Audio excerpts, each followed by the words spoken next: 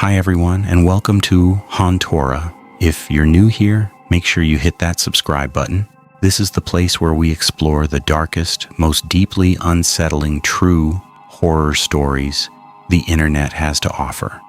And if you've been here before, welcome back. Genuinely glad you're here. Okay, so before anything else, I need to be honest with you. I almost didn't post tonight. Not because of the stories, but because I sat down to record this 3 times and kept stopping. Something about this one felt different. Like I needed to be in the right headspace before I brought it to you. I don't know if that makes sense, but if you've been on this channel for a while, I think you'll understand what I mean by that. No long speech tonight, just thank you, genuinely. The people who keep coming back, who leave those comments at 2 a.m., who message saying a story hit different than they expected, you're the reason this channel still feels like something worth making. Links are at the top of the description as always. Everything's there. 2 stories tonight. One of them I've been sitting on for almost 2 months because I wasn't sure how to frame it. I still don't think I fully can. Some things don't have a clean explanation, and I think that's exactly what makes them stay with you. Comments open when it's done. Tell me how you're feeling. I always read them. Lights down. Get somewhere comfortable. Let's do this. Viewer discretion is advised. I used to think the best thing about solo hiking was the silence. No one asking where you're headed. No one checking in. Just you and whatever the mountain decides to show you that day. I'd been doing it for about 6 years by the time this happened. Nothing extreme, no technical climbs, just long-distance trails through backcountry that most people don't bother with. I worked in logistics. I spent my weeks staring at spreadsheets and managing shipping delays, so the weekends were mine. I needed them to be mine. I was methodical about it too. I filed trip plans, carried the right gear, never pushed past my physical limits, the kind of hiker that boring people make fun of for being too cautious. I want you to understand that because what I'm about to tell you is not a story about someone who made stupid decisions. I did everything right. That's the part that still sits wrong with me. It was late September, a 4-day solo through a stretch of high elevation trail in a national forest in the northern part of the country. I'll leave it vague, and there's a reason for that, which I'll get to. The fall colors were just starting to turn. Temperatures were dropping into the low 40s at night, which I'd planned for. By the end of day 2, I'd covered about 19 miles and was feeling good. Legs were tired but functional. The sky had gone an ugly pewter gray through the afternoon, threatening rain that never came. I reached the fire lookout around 5:30 in the evening. These structures exist all over remote federal land. Old observation towers, sometimes staffed during fire season, often empty the rest of the year. This one was a standard cab on a tower design, maybe 60 years old by the look of it. Wooden catwalk around the outside of the cab, metal stairs going up from the base. The Forest Service maintains them inconsistently. Some are locked up tight. Some have been converted to free overnight shelters for hikers through a heritage program.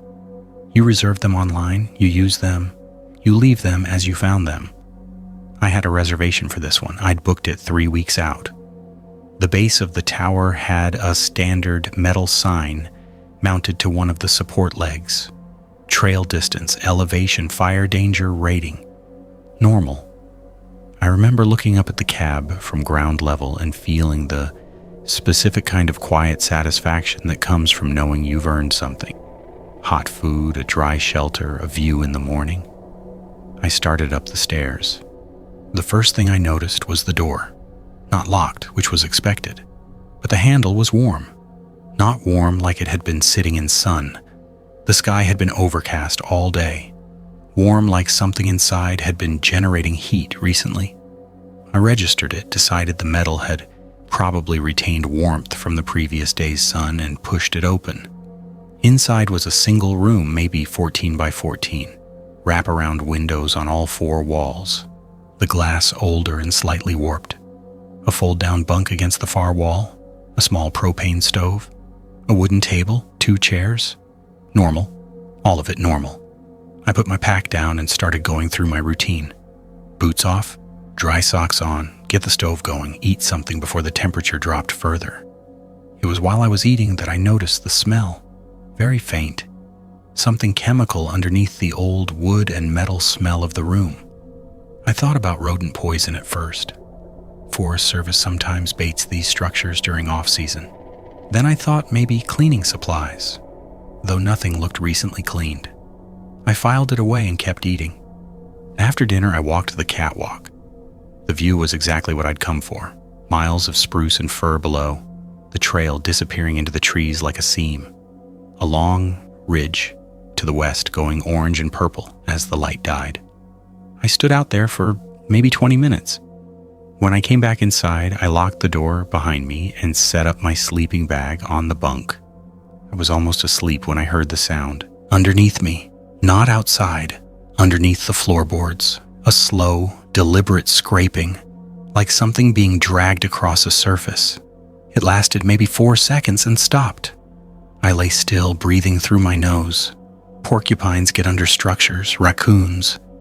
I waited, and it didn't come again, and eventually I convinced myself I'd been half asleep and imagined the directionality of it.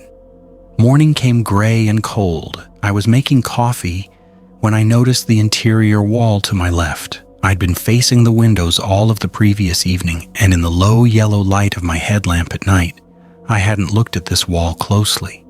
In daylight, I could see it clearly. There was a shelf unit mounted to it, the kind of thing you'd expect. Wire mesh shelving, some old equipment manuals, a spare propane canister. But the proportions were wrong. The shelf was mounted about 8 inches from the wall rather than flush against it. A gap that wide doesn't happen by accident with a bolted shelf unit. I stood there for a moment, looking at it. I moved the propane canister, then the manuals. I put my hand flat against the back panel of the shelf. It wasn't the wall, it was a sheet of thin plywood painted the same gray-brown as the wall behind it. I pressed it. It flexed slightly. I found the seam running down the right side. A vertical cut, barely visible unless you were looking for it. Behind the panel was a space, roughly 3 feet deep, running the full width of the wall, about 6 feet tall. And inside that space were things that should not have been there. A folding chair faced outward toward a small drilled hole in the plywood, at eye level when seated. On a hook, a dark jacket, a balaclava, gloves. On the floor, a plastic storage bin. Inside the bin, zip ties, a significant quantity, a coil of thin wire, 2 lengths of nylon rope, knotted at intervals, a small amber prescription bottle with no label. On the wall, mounted with adhesive strips, a laminated sheet, handwritten in small, neat print. It was a list of names and dates going back at least 4 years. Some names appeared once, some appeared twice, with a second date after. I understood, looking at it, that the second date meant something specific had happened on that date. The most recent entry was 11 days before my arrival. I stepped back from the shelf. The drilled hole was positioned to see the bunk directly. I was not afraid in the way fear is usually described. It was more like my body made a series of decisions before my mind caught up. Pack on, boots on, laces not fully tied, phone out, no signal, which I already knew, out the door, down the stairs. I didn't run until I hit the ground, and then I did. I covered the 11 miles to the trailhead in under 4 hours. When I got to my car, my hands were shaking badly enough that I dropped my keys twice. I drove to the nearest town, which took 40 minutes, and I walked into the sheriff's substation and told the deputy at the desk that I needed to report something. What followed was complicated and slow in the way that official processes always are. They did send someone out to the lookout. The space was confirmed, photographed, documented. The rope and zip ties were recovered. The prescription bottle, which I later learned contained a sedative, was sent for analysis. The laminated list was recovered and taken into evidence. I was asked several times over the following months whether I had any idea who might have created the space. I did not.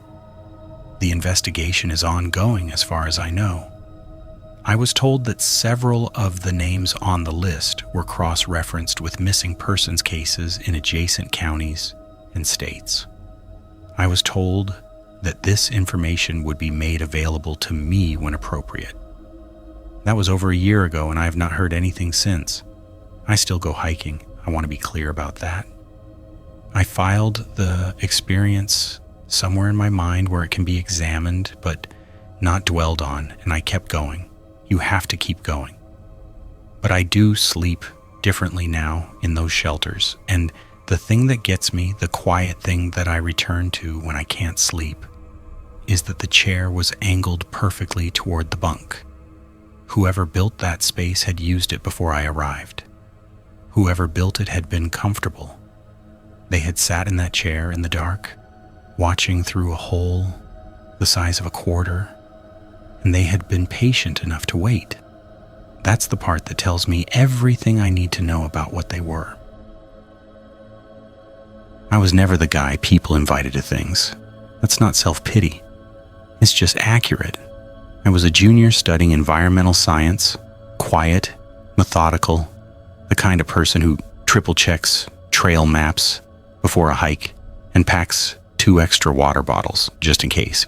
My friends were, mostly online. My social life mostly existed between 8 a.m. lectures and the walk back to my apartment. I wasn't lonely exactly. I just existed in the margins of campus social life, and I had made a kind of peace with that, which is probably why when Marcus invited me on the trip, I said yes without thinking.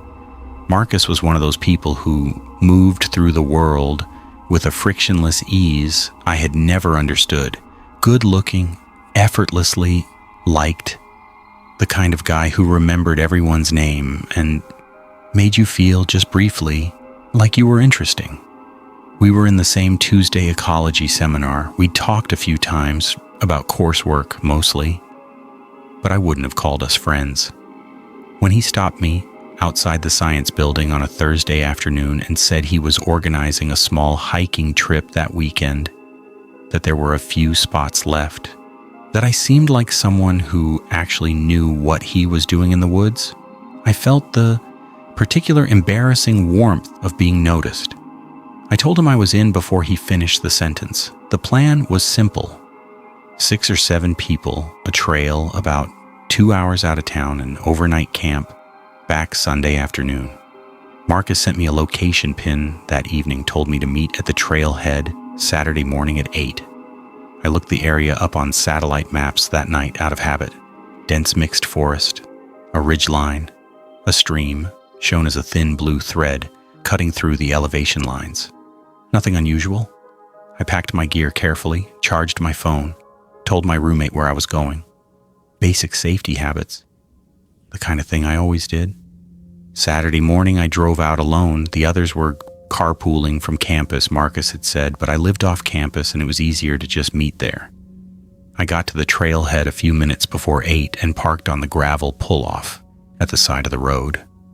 The morning was cold for October, the sky a flat, pale gray. I sat in the car for a few minutes, watching the tree line, waiting for other cars to arrive. None did. By 8:15, I told myself they were running late. College students always ran late. I texted Marcus, "Here, where are you guys?" and watched the message sit as a single gray tick, undelivered. I had 1 bar of service. I got out of the car and walked around the pull-off, trying to find a better signal. 2 bars flickered in and out near the road. The message still didn't go through. I stood at the edge of the tree line and looked down the trail. It was wide and well-maintained near the entrance, a clear dirt path between the trees. I could see maybe 40 meters before it curved out of sight. I remember thinking about how the light worked differently inside the forest, how it went from the flat gray openness of the morning to something more enclosed, more specific. The trees were mostly bare. I could see a long way through them, all the way to where the land started to rise toward the ridge. I waited until 8:30 and then I started walking. I told myself I was just stretching my legs. I'd wait at the first clearing marked on the map. Maybe 10 minutes in. They might have parked further down the road. Maybe Marcus had sent a follow-up message I hadn't received. I had a rational explanation for everything, which is something I'd been doing my whole life. It made me feel in control of situations. It made me slower to understand when control had already been taken from me. The first thing I noticed was the sound, or the absence of it. I had hiked enough to know that forests are rarely quiet, birds, wind in the upper branches, small animals in the undergrowth. But maybe 100 meters in, the ambient noise dropped in a way that felt less like natural stillness and more like a held breath. I stopped walking and stood very still. The silence felt directional, like it was coming from somewhere specific to my left, deeper in the trees off the path. I told myself it was the weather. Cold mornings suppressed bird activity. Everyone knew that. I kept walking. The trail curved up slight incline toward the clearing. I was maybe 15 minutes in when I saw the first marker, a strip of orange survey tape tied around a branch about 6 feet off the ground, just off the left edge of the trail. I almost didn't register it. Survey tape showed up on trails all the time, forestry work, maintenance crews. But then I saw a second one, maybe 20 meters further on, tied at the same height, same distance from the path. And then a third. They were spaced evenly, they were marking something, a line, a route. The rational part of my brain started working very hard. Trail maintenance, boundary marking, a survey team. I kept generating explanations as I walked, and I noticed, in a detached way, that I was generating more of them than the situation seemed to require. That was the thing I had learned to pay attention to. Not fear exactly, but the effort required to suppress it. I stopped at the clearing and took out my phone. Still no signal. I turned around and looked back down the trail. Empty. I turned back and looked up toward the ridge. The orange tape continued. I could see 2 more strips of it disappearing into the trees to the left, leading up the slope away from the marked path. And then I heard voices. Low, unhurried, somewhere above me on the slope. 2 of them. I couldn't make out words. The tone was flat and practical, the way people talk when they're working, when they know what they're doing. I stood completely still and tried to locate the sound. It was moving, coming down. They were maybe 5 minutes above me when I understood. Not all at once. In pieces, the way you understand something you don't want to understand. The tape marking the route. The arranged meeting that had brought me here alone. The fact that Marcus had sent me a pin to a specific trailhead while the others were supposedly carpooling from somewhere else. The fact that my car was the only one on the pull-off. The fact that no one on earth knew exactly where I was, only that I was hiking somewhere 2 hours outside of town. My phone was in my hand. I typed a text to my roommate, trail off Route 9, pull off at junction marker 4, come now, and turned and walked back down the trail. Not running, not yet. Running announces you. Running tells them where you are. The voices stopped. That was the worst moment, the absence of them, because it meant they had heard me or seen me or simply paused. I made myself count my steps, 1, 2, 3, 4, even pace. I was 3 minutes from the trailhead. The trees were thin enough here to see through. I watched the slope to my left and I saw movement between the trunks. A figure, stationary, watching the trail. I couldn't make out a face. Just the shape of someone standing still among the trees, not moving, watching me walk. I ran. I hit the gravel, pull off, at full sprint, got to my car, got the door locked, before I had time to think about what my hands were doing. I drove out onto the road, going faster than I should have. My phone connected to signal on the highway, and 3 messages from my roommate came through in a burst, asking what was happening. I pulled over and called him. While I was on the phone, a dark pickup truck I didn't recognize passed me going the other direction toward the trail, moving slowly. I didn't see the driver clearly. I wrote down the partial plate number on a receipt from my glove box because it was the practical thing to do. The county sheriff's department sent 2 officers to the trailhead that afternoon. They found the survey tape, which they photographed and documented. They found a campsite off-trail about 400 meters up the slope. Fire pit, 2 sleeping bags, empty food packaging. None of it recent. They could not confirm anyone had been there that weekend. No crime had been committed that they could prove. Marcus stopped coming to seminar the following week. I asked around quietly. Someone told me he had dropped the course. I found his campus profile, sent a message. He never responded. The profile went private, then disappeared. I still have the receipt with the partial plate number. I've looked at it maybe 100 times. The police ran it and said it didn't match anything flagged in the system. I believe them, and it doesn't make me feel better. The hike would have taken me about 40 minutes to reach the ridge if I'd kept walking. I've thought about that a lot, about the specific geometry of it, the distance, the timing, the tape marking a route up the slope toward wherever those men were waiting. Someone had planned the spacing carefully. Someone had thought about how long it would take a person to get far enough and that running wouldn't matter anymore. I was practical about it. I still am. I packed well. I told someone where I was going. I paid attention when the quiet felt wrong. Good habits. The kind of thing that keeps you safe. The thing I can't quite let go of is that those same habits almost weren't enough. Thanks for watching Hontora.